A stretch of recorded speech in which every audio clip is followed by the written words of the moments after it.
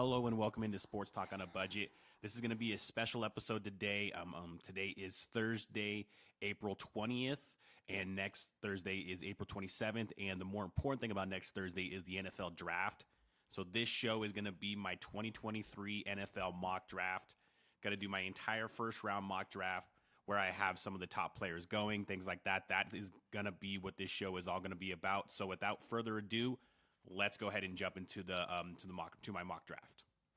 We start off with number 1, Carolina Panthers. Main needs right now for the Carolina Panthers is obviously quarterback, wide receiver, and I think edge rusher. They have a good defense, good linebacking core, good secondary, but I think they could use some help up front. But you don't trade from the number 9 spot to the 1 spot and not take a quarterback, basically. So I'm going to have the Carolina Panthers select Bryce Young, quarterback from Alabama. Now, I know there's concerns about Bryce Young's size. He's about 5'10", maybe 5'11", 195, maybe 200 pounds.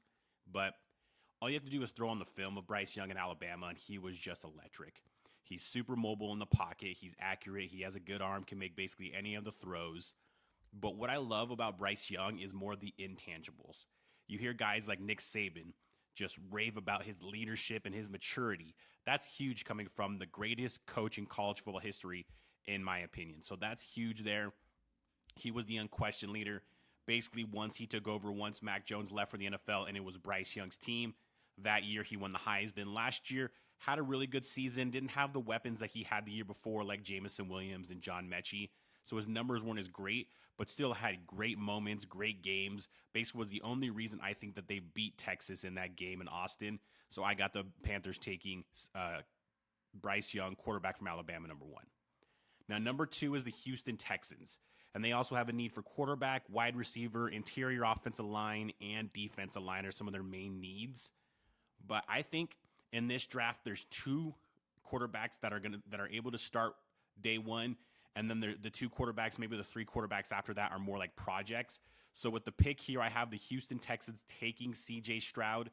Now they're the quarterback out of Ohio State.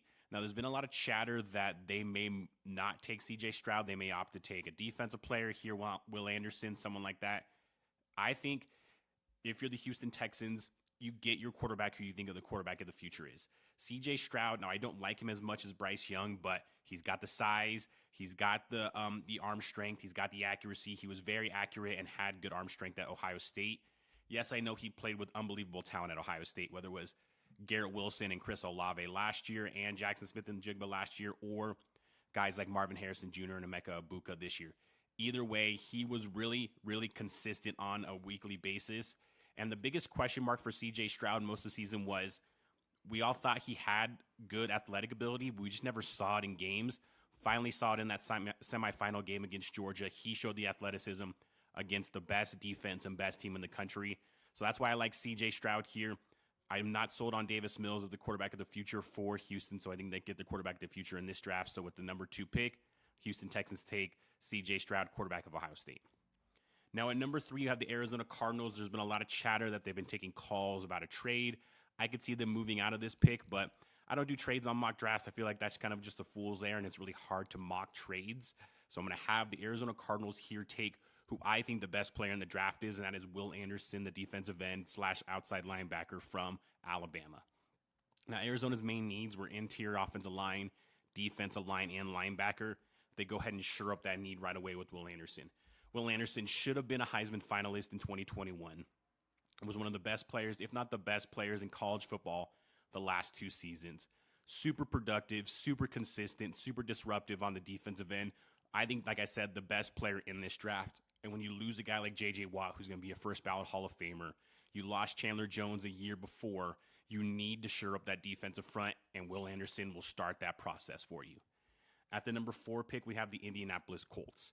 Now, the Indianapolis Colts, their main needs are quarterback as well, wide receiver, tight end, and offensive line. Indianapolis Colts, to me, kind of are the odd men out in this quarterback, in this first kind of quarterback edition or first round of quarterbacks. I don't think they're going to be able to get Bryce Young or C.J. Stroud being at number 4, but they do need a quarterback. You can't go into the season with Gardner Minshew as your starter or as your starter for the entire season. You have to have some kind of plan for the future at quarterback. And so I think the Colts get desperate. They draft a quarterback, so I have them taking Anthony Richardson, the quarterback from Florida. So with the 4th overall pick, I have the Indianapolis Colts selecting quarterback Anthony Richardson from Florida. The reason I have them draft Anthony Richardson from Florida is, like I said, I think they're desperate to take a quarterback. And why I have it Richardson here is I think Richardson, out of all the quarterbacks, he has the highest ceiling, but he may also have the lowest floor. So he could be a total bust, or he could be an all-pro level quarterback. That is Anthony Richardson. If you watch the tape of him at Florida, he is not accurate. His decision-making is questionable. But what you cannot question is his arm strength and his overall athletic ability. You throw on that tape of the Utah game to start the season last year, and he was just unbelievable. He moves really well. He's got good size. He's got good speed, good agility. So if he can get in the right situation, and Colts' new head coach, Shane Steichen, who was the quarterback or who was the offensive coordinator for Jalen Hurts, and then prior with the LA Chargers and Justin Herbert, he's used to developing young quarterbacks. And then if you want to look at Jalen Hurts, young mobile quarterbacks like Anthony Richardson is.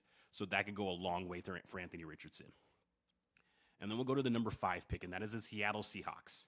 And their main needs are interior offensive line and defensive line. They're good in the skill positions, whether it's at running back, at wide receiver, maybe a little more help at wide receiver, maybe later in the draft. The back end, they're good. In the secondary, Jamal Adams, they have some good corners. This here, I think, could be a controversial pick, but I have the Seattle Seahawks taking Jalen Carter, the defensive lineman from Georgia. And yes, there's been character questions about Jalen Carter, all the stuff that came up at the Combine with his involvement with that terrible, horrific tragedy that happened with the Georgia player and Georgia staffer losing their life. It was like they were street racing or something like that. He has been cleared of any legal consequences in that situation. He has been cleared. But then we saw the pro day where he comes in overweight. He did not have a good pro day. I don't like to put a lot of stock in pro days, but you definitely want to have a great pro day and not a bad one, of course.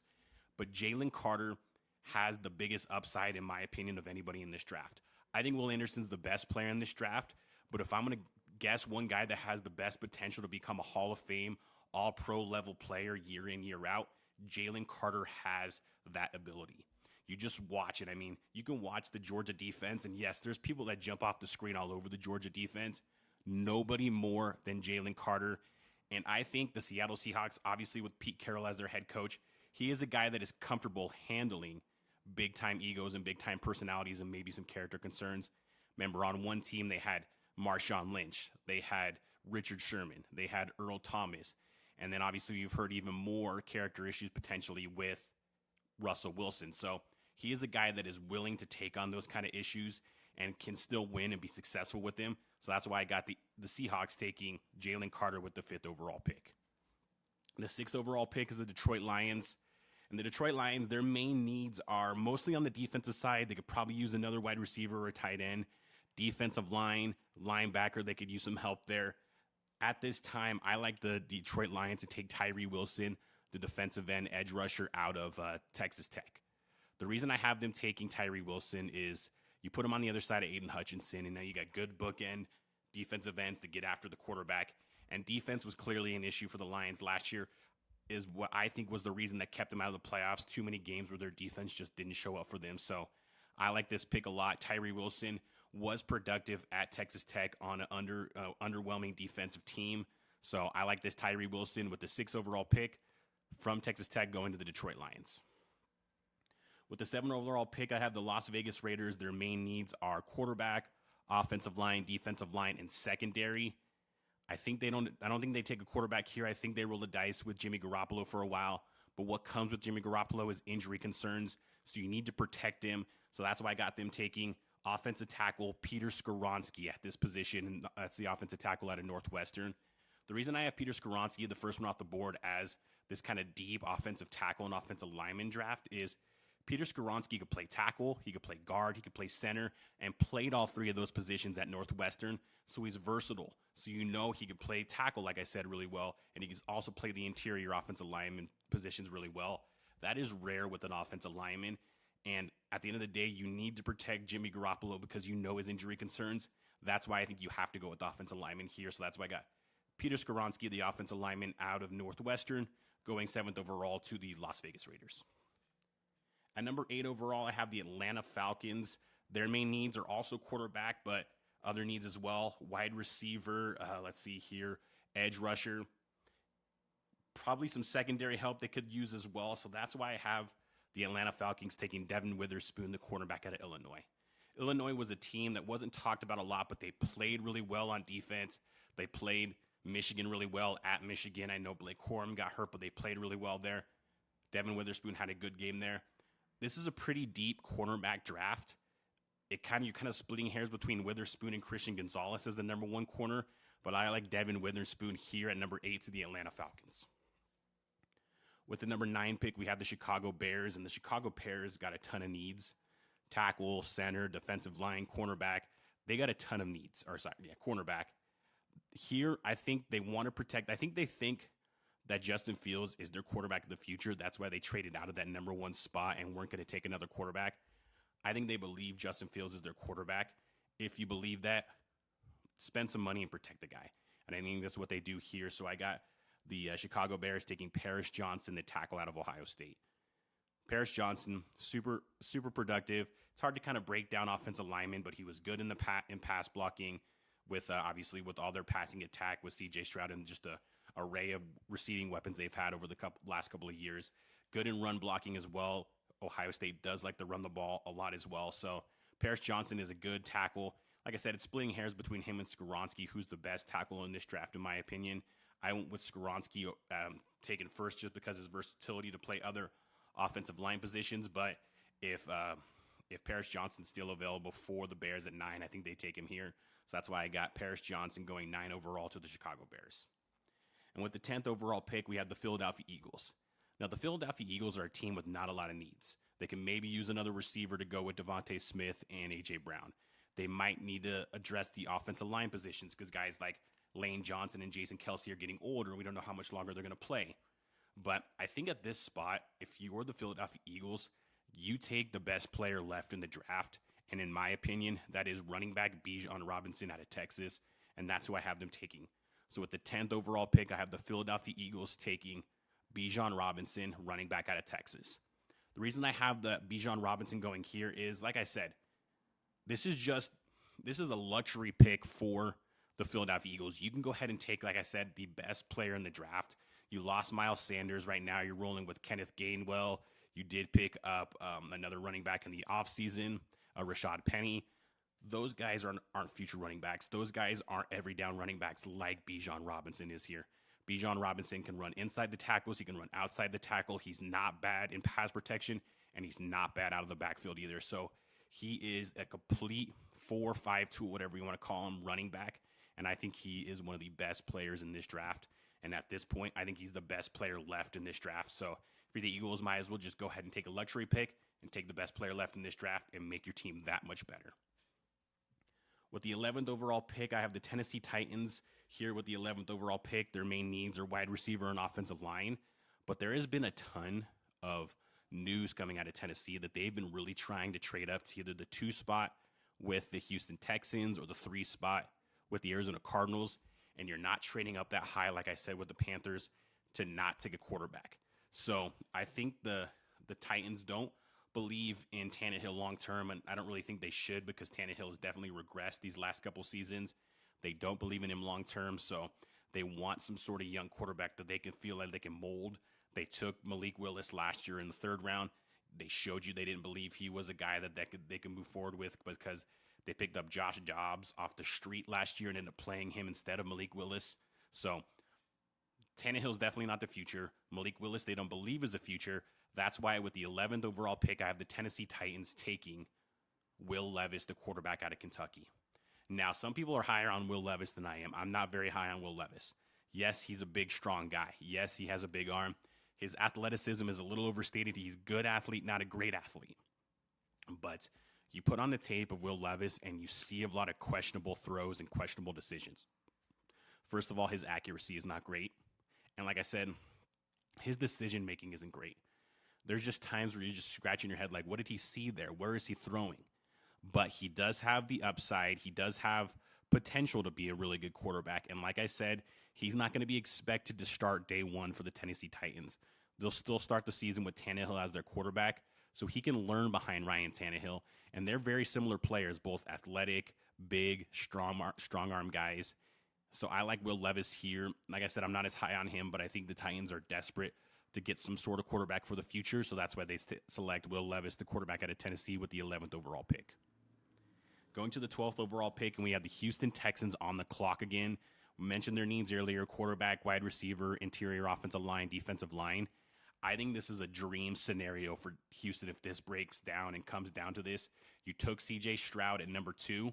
Why not pair him with Jackson Smith-Njigba, who I think is the best wide receiver in the draft, and a guy, obviously, who played with C.J. Stroud. So now you give C.J. Stroud your new quarterback, someone he's familiar with. So with the 12th overall pick, I have the Houston Texans taking Jackson Smith-Njigba, the wide receiver from Ohio State. We'll go ahead and move to the 13th overall pick, and that is the New York Jets. Main areas of concern are offensive line and secondary. So I think they go with offensive line here. It looks like they're going to get Aaron Rodgers, even though that deal hasn't gotten done. I think it will eventually get done. Maybe it'll happen draft night, and they'll move some of their picks over to the Green Bay Packers. But as of right now, they still are sitting at the 13th pick. So I think they take offensive tackle Darnell Wright out of Tennessee. Very productive guy, started a lot of games, very good in pass protection because that's what they like to do at Tennessee. They pass the ball a lot, but still underrated run blocker as well. So that's why I like him. With the 13th overall pick, Darnell Wright, the tackle out of Tennessee, going to the New York Jets. And then we move to the 14th overall pick, and we got my New England Patriots. And the Patriots have a ton of needs as well. Wide receiver, offensive line, edge help. Some people think quarterback, but not in the first round, in my opinion. I think at this point, this is a deep defensive end draft. There's a lot of good edge rushers and defensive end players. I think they take who's the best left, and that is Lucas Van Ness, the edge rusher out of Iowa. Now, Iowa is a team that is underrated on defense because their defense is always on the field because their offense cannot generate points and yards and get first downs. So their defense is a great defense, and people do talk about their defense, but their defense could be so much better if their offense just gave them some help. And their defense, one of their best defensive players, if not their best defensive player, was Lucas Van Ness Lucas Van Ness was their defensive end last year. Very productive guy, very disruptive guy, big, long arms, big hands. I think Lucas Van Ness will be the 14th overall pick by the New England Patriots, obviously the defensive end out of Iowa. Then we move to the 15th overall pick, and that is the Green Bay Packers. Green Bay Packers' main needs are wide receiver, tight end. I would say O-line because their O-line is getting a little old. Bakhtiari gets hurt quite a bit. And then maybe some back-end secondary help, safety, strong safety, free safety here. But obviously it looks like they're going forward with Jordan Love. It's not going to be Aaron Rodgers. Aaron Rodgers is going to be gone. That's kind of the consensus that everybody thinks as of right now. So go ahead and get Jordan Love, someone that he can rely on. You went out and got Christian Watson and Romeo Doubs last year as wide receivers. I like both of those receivers going forward, especially Watson. You lost your starting tight end to the Bears, so go ahead and get another tight end. And I think you're splitting hairs between the two top tight ends in this draft, but this is the best receiving tight end in the draft, and that is Dalton Kincaid, the tight end out of Utah. So with the 15th overall pick, I have the Green Bay Packers selecting Dalton Kincaid, tight end out of Utah. Dalton Kincaid, he's a very, very good receiving threat at tight end. He's an okay blocker, not a great inline blocker, but you just watch a lot of the tape. Unfortunately, a lot of that tape was against my USC Trojans where he just lit them up. In the first game, he had like 16 receptions for over 200 yards and a couple touchdowns. Big guy, runs really good routes, great hands, really good kind of feel of where to find the openings in the zones when he's playing against zone defense. So I like the Packers to take Dalton Kincaid, the tight end out of Utah, with the 15th overall pick. With the 16th overall pick, we have the Washington Commanders. The Washington Commanders have some glaring needs, but I think their offensive weapons are pretty good. But interior offensive line, you want to protect. If you think Sam Howell's the guy going forward, you want to protect him. And then I think cornerback and linebacker. Their defense is good up front. They have a good kind of front group, that front four. Their middle and their secondary isn't great. So I think where they go here, the Washington Commanders, is the secondary. And the best player left right now available is Christian Gonzalez, the cornerback from Oregon. Christian Gonzalez is a big corner. He's not as tall as maybe as like a Richard Sherman, but he's a thick, big, physical corner. I think he can play really well against the wide receivers in that division, whether it's Antonio Brown, CeeDee Lamb, or whoever the Giants end up with. That could be huge for them there and kind of shore up a really glaring area of weakness for this Washington Commanders team. So with the 16th overall pick, I have the Washington Commanders taking cornerback Christian Gonzalez out of Oregon. And then we'll go ahead and move on to the 17th overall pick. Give me one sec here. And the 17th overall pick goes to the Pittsburgh Steelers. And this was just kind of a fun pick. I think this is definitely a need. Their main needs are offensive line, mainly tackle, linebacker, and secondary, whether that's cornerback or safety help. And there's a name there that they're very familiar with, and that's who I'm going to go ahead and give them. So with the 17th overall pick, I have the Pittsburgh Steelers taking Joey Porter Jr., the cornerback out of Penn State. Now, obviously, we know that Joey Porter played most of his career. His dad played most of his career for the Pittsburgh Steelers, was a very good linebacker for the Pittsburgh Steelers. I think the Pittsburgh Steelers can't help themselves. This is an area in need, and this is a familiar name, so that's why I think they go ahead and take Joey Porter Jr. Very good corner out of Penn State, one of the better corners in this draft. I guess I have him as a third-rated corner in this draft behind Witherspoon and Christian Gonzalez, but still a very good corner, very good cover corner, and also a good tackler as well. Then we'll move to the 18th overall pick, and we have the Detroit Lions on the clock again. Like I said, the biggest thing for the Lions last year was they need to shore up their defense, and I think they go defense heavy with their first 2 picks in the first round, and they take another defensive player, and they take the next best corner after Joey Porter Jr. came off the board. They take the next best corner, and they take Deonte Banks, the cornerback from Maryland. You probably would prefer Christian Gonzalez to Joey Porter Jr.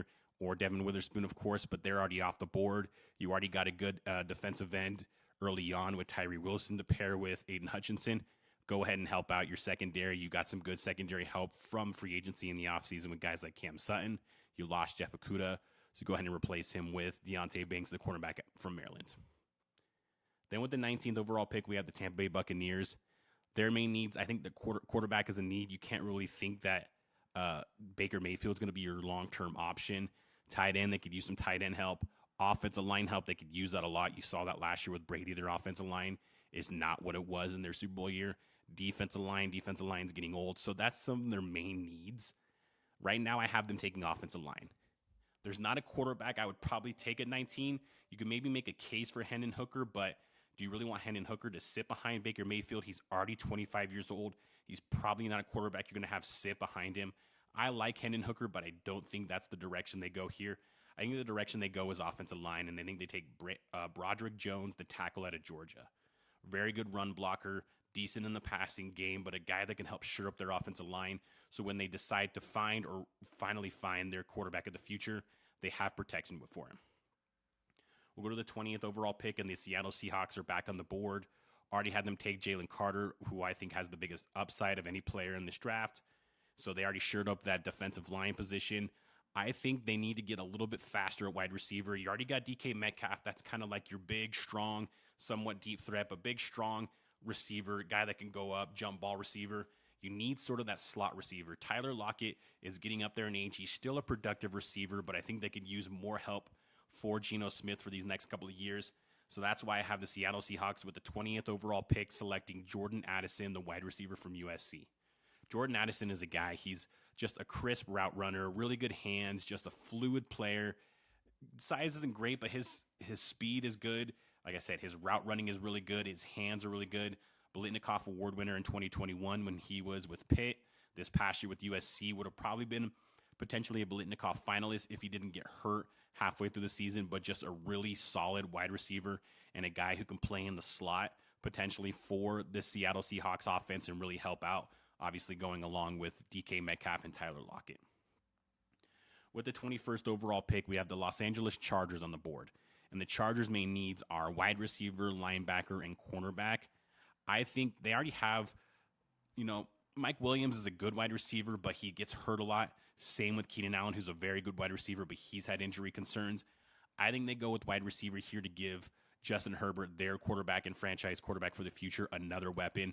And they take the biggest wide receiver in this draft and the guy who is maybe has the highest upside of any wide receiver in this draft, and that is Quentin Johnston, the wide receiver from TCU.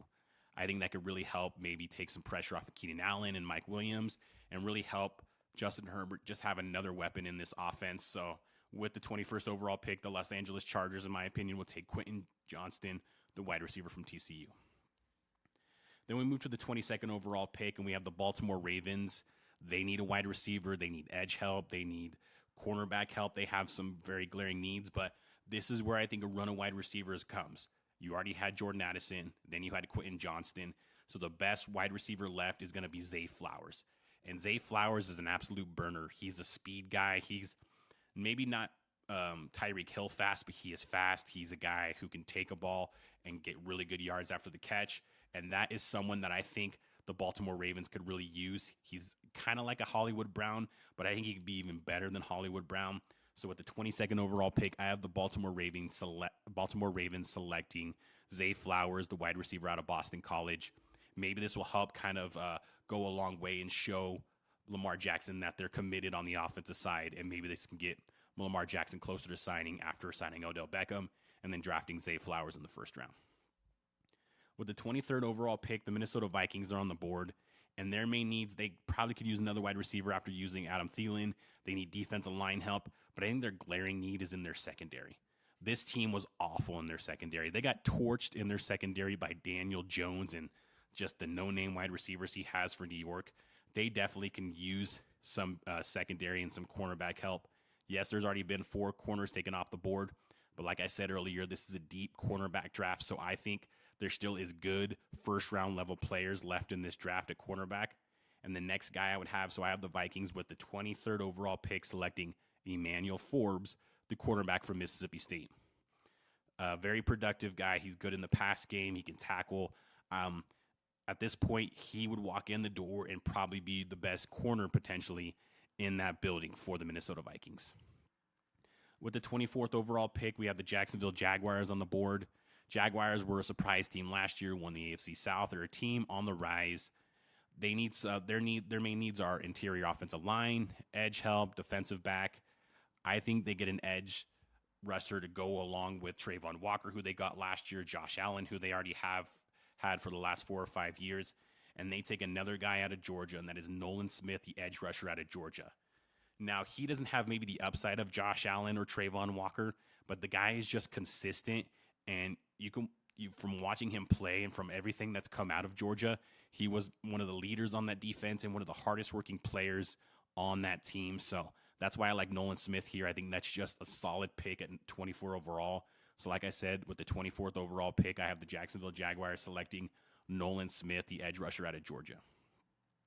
With the 25th overall pick, we have the New York Giants. Now, the New York Giants, one of their main needs is wide receiver, but with that run of wide receivers that we had earlier, there's not really a guy that is 25th overall potential, at least in my opinion right now, left. They need help on the offensive line, but they also need help in their secondary, whether that's at corner or safety.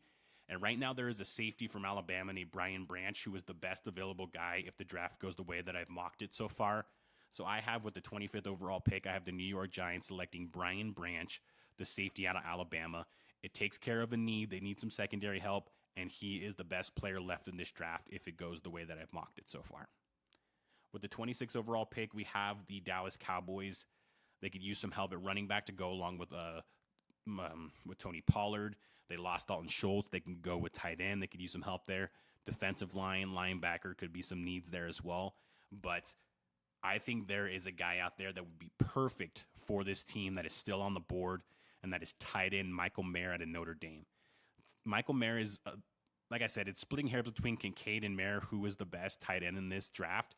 Kincaid is the better receiving threat as far as tight end goes in this draft, but Michael Mayer is also a very good receiving threat, was the best receiving threat for the Notre Dame Fighting Irish last year.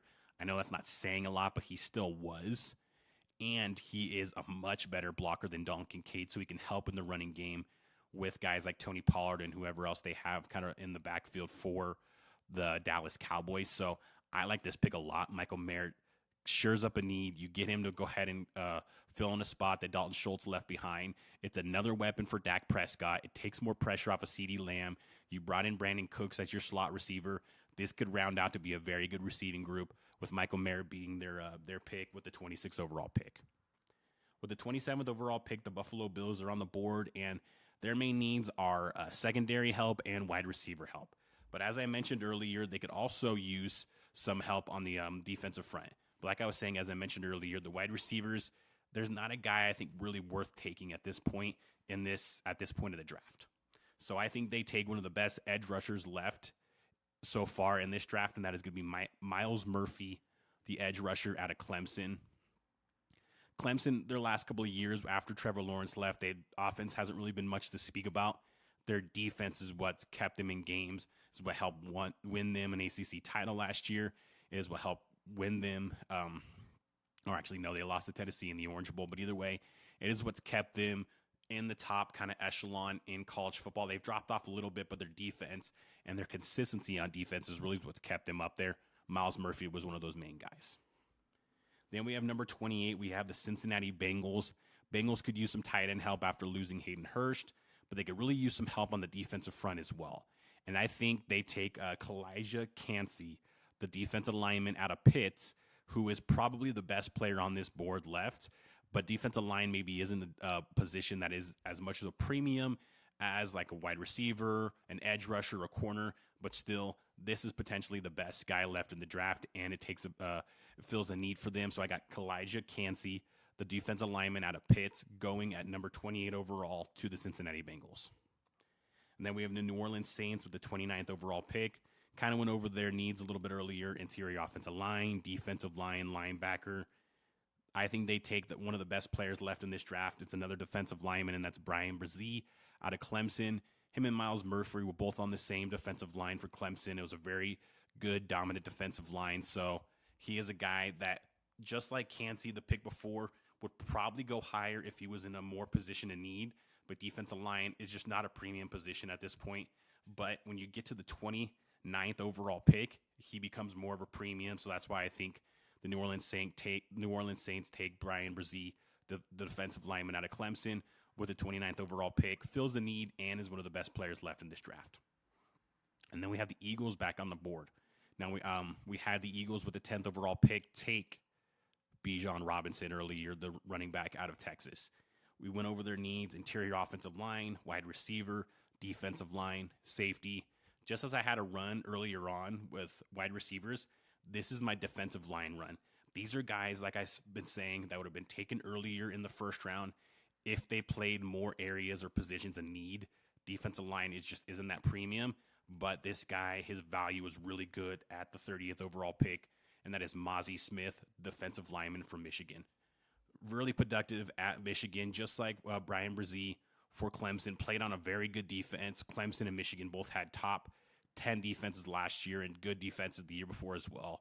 So I like Mazi Smith here with the pick to the Philadelphia Eagles to make that defense just that much better. And then we have our final pick of the first round. There is only going to be 31 picks because the first round pick was taken away from the Miami Dolphins. So there's only 31 picks in this first round. To round out the first round, we of course have Super Bowl champion Kansas City Chiefs with the 31st pick. Now, I've mentioned in the last probably at 26 and 27 and 25 that there wasn't a receiver worth taking there. But when you're the Kansas City Chiefs, you're the Super Bowl champions, you have the best player in football in Patrick Mahomes, you have a really good offensive coach, obviously, with your head coach in Andy Reid.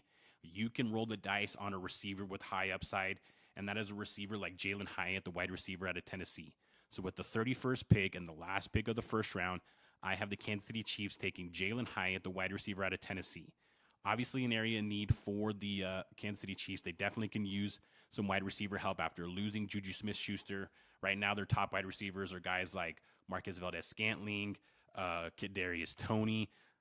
Guys like that aren't number one wide receivers, but Jalin Hyatt is a speedster. He is a deep threat. If you watched him in the Alabama game for Tennessee, he torched Alabama, and Alabama's going to have multiple secondary and defensive players taken in this draft, and they just had a secondary player, Brian Branch, taken earlier in this draft. So Jalin Hyatt is a guy with a lot of upside. He's a guy that doesn't have a lot of versatility. They didn't ask him to do a lot at Tennessee, just kind of be the deep threat, do short slant routes, and take them long. But, I mean, the Kansas City Chiefs are okay if that's all he does for the Kansas City Chiefs as well. So they go ahead and get another weapon for Patrick Mahomes, take some pressure off of Travis Kelce, give Patrick Mahomes that deep threat. Now, obviously, he's not as fast as Tyreek Hill, but he's one of the fastest receivers. Him and Zay Flowers are the fastest receivers in this draft. So rounding out the last pick of the first round, the Kansas City Chiefs with the 31st overall pick take Jalen Hyatt, the wide receiver out of Tennessee. That has been my show for today. Like I said, this was a special show. Was just going to do my 2023 mock draft. Please let me know in the comments what you thought, what picks you maybe thought I got wrong. Please like and subscribe to the show. You can like and subscribe on YouTube under Sports Talk on a Budget. Or if you prefer the audio version, you can find it on Spotify, Apple Podcasts, Amazon Music, and Audible. Thank you for watching and listening, and have a great day.